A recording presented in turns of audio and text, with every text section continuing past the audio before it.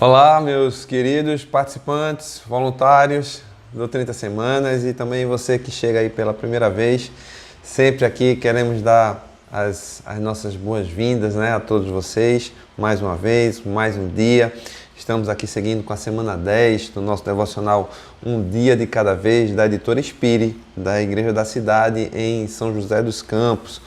E estamos tratando de entregando-se a uma nova vida, esse é o tema que nós estamos tratando. Quero pedir a você que, se você estiver gostando aí dos nossos vídeos, dessa sequência, você clique no like, você compartilhe com a maior quantidade de pessoas que você puder, para que a gente possa alcançar mais gente, não é? Como já falamos aqui, estamos com nós aqui da Paz, Piedade, a Paróquia Anglicana Espírito Santo, a Igreja Anglicana no Brasil. Estamos compartilhando isso entre nós, aqui na nossa comunidade, esse programa, né? Estamos aplicando esse programa aqui na nossa comunidade, mas também compartilhando com as nossas igrejas irmãs e com muitas outras igrejas também que já estão participando. Então, queremos atingir mais gente, mais pessoas. Então, faça isso, compartilhe, dê o like, para que o YouTube entenda que tem sido relevante e a gente possa seguir adiante. Olha, hoje nós estamos aqui no dia 5. Dia 5, ele traz aqui o tema Os Planos de Deus. Começamos a falar um pouco sobre isso ontem, né? E vamos seguir hoje aqui. Temos aqui uma passagem no Antigo Testamento, no profeta Jeremias, o livro do profeta Jeremias, capítulo 29, verso 11, que diz assim: porque sou eu quem conheço os planos que tenho para vocês, diz o Senhor, planos de fazê-los prosperar e não de lhes causar danos, planos de dar-lhes esperança e um futuro. O contexto em que isso aqui essa palavra foi entregue foi durante o período que o povo já estava no cativeiro, e Jeremias estava aqui advertindo, né, o povo sobre falsos profetas que estavam trazendo mensagens que não eram de Deus, e advertindo o povo de que, olha, vivam com a sua vida normal, casem, façam filhos, vivam sua vida normal, mas ouçam o que eu vou dizer. Né? Os meus planos para vocês não se resumem ao que vocês estão passando aqui. Vocês vão retornar para de onde vocês vieram, porque eu tenho os melhores planos para vocês. Então é dentro desse contexto que ele está dizendo, né? Deus está dizendo aqui que, apesar daquela situação, os planos que ele tem para esse povo, nós podemos trazer para nós, são os melhores planos. Deu uma palavra aqui de esperança para aquele povo que vivia naquela situação. E deu algumas advertências, né? Também que isso iria acontecer quando eles também estivessem buscando ele de todo o coração. Então, o que é que a gente precisa entender aqui? Rapidamente, fazendo um resumo. Nós precisamos entender o plano de Deus para nossas vidas. Se a gente for lá em Gênesis 1, 26, a gente vai ver que Deus nos criou conforme a sua semelhança, né? E também criou Deus, pois o homem, a sua imagem, a imagem de Deus os criou, o homem e mulher os criou. Criou não só a sua semelhança, mas aqui na sequência a gente vai ver que ele os abençoou e os tornou fecundos e os fez, os criou para que nós dominássemos o mundo, né? No sentido de nós pudéssemos cuidar de todas as coisas, de toda a criação que ele tinha acabado de fazer. Esse era o plano de Deus, viver em comunhão, né? Comunhão conosco. Mas nós pecamos, né? Diz lá em Romanos 3:23 que nós fomos destituídos da glória do Senhor, todos, sem exceção. O pecado de um passou para todos, né? A desobediência de um atingiu a todos. Mas Deus nos criou assim, porque o homem pecou, porque Deus deu a capacidade da gente pensar, raciocinar, escolher, decidir. E a única coisa que o Senhor tinha dito que não poderíamos fazer, nós fizemos, né?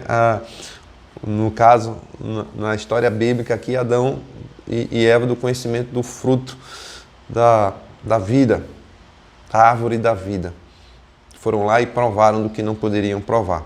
Então o homem caiu e Deus fez um plano de redenção. Está lá, Efésios 1:7 vai tratar do perdão dos nossos pecados, Romanos 5:17 vai tratar da justiça de Deus, Apocalipse 5, 9 e 10 vai tratar da vida eterna. O que aconteceu? O Senhor nos resgatou, o Senhor nos trouxe de volta. Romanos 3, 23 diz: pois todos pecaram e estão destituídos da glória de Deus, sendo justificados gratuitamente por sua graça, por meio da redenção que há em Cristo Jesus, diz o verso 24. E o 25 diz: Deus o ofereceu como sacrifício para propiciação, mediante a fé, pelo seu sangue, demonstrando a sua justiça. Então, Deus veio em forma de homem, Jesus Cristo, e se deu por nós, derramou seu sangue para que os nossos pecados pudessem ser purificados, né? Nós pudéssemos então ser justificados. Esse é o plano de salvação. Então nós precisamos entender esse plano para quê?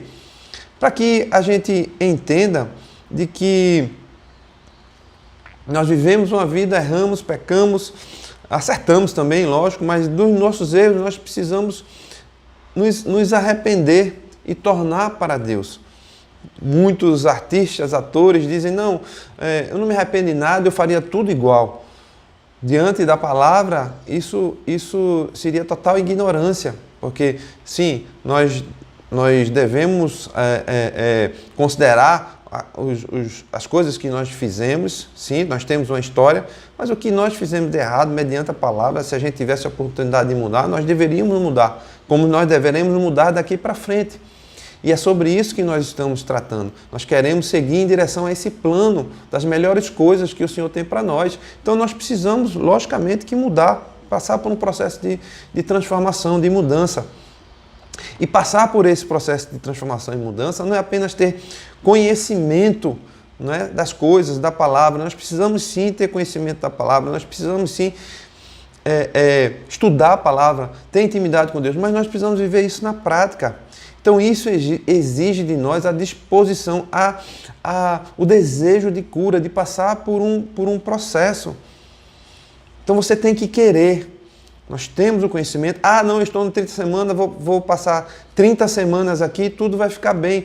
Não é bem assim. Você precisa desejar passar por esse processo, desejar a sua cura, e aí isso é que vai te dar disposição, uma vez que você está ligado em Deus também, que vai te dar disposição de você rever seus valores, rever seus princípios, e aí sim passar a ter uma mudança interna. Então essa disposição vai fazer muita diferença nesse processo. Nós não estamos falando aqui de um processo terapêutico apenas, sim, também é terapêutico, mas nós estamos falando de algo que tem base na Bíblia, e a Bíblia nos diz que nós precisamos buscar ao Senhor, nós precisamos buscar a verdade e nós precisamos viver essa verdade em nossa vida. Isso vai ter oposição, vamos ter que enfrentar situações, mas estamos lastreados na palavra do Senhor e na vontade dEle e no plano dEle para nós. John Stott diz assim: quem não entende a necessidade da cruz, não entende a gravidade do pecado. Tudo que nós estamos falando passa por isso. Se eu não entendo que os meus erros são pecados, vai ser difícil corrigi-los, porque eu vou viver a minha vida toda negociando isso.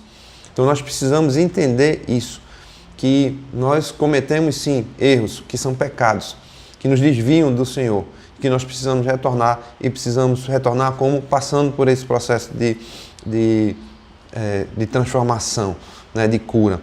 Isso vai requerer de nós um desejo intencional dessa busca de conhecer mais a Deus, dessa busca de conhecer mais a mim mesmo, porque eu preciso me conhecer para mudar, para identificar as coisas, para saber como eu ajo aqui, como eu ajo ali, onde é que eu posso ir, onde é que eu não posso ir. Então eu preciso me conhecer, eu preciso conhecer os planos de Deus, e aí sim, uma vez que isso tudo acontece, que isso é um processo, eu vou viver esse processo na minha vida.